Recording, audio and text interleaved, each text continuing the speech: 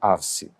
3000 წლოვანი ისტორიის განმავლობაში ყველა ცდილობდა ჩვენს დამონებას, ჩვენს დამორჩილებას, კოლონიად ქცევას, ვასალად ქცევას, მაგრამ ქართული სული არის თავისუფლებისკენ მისწრაფება.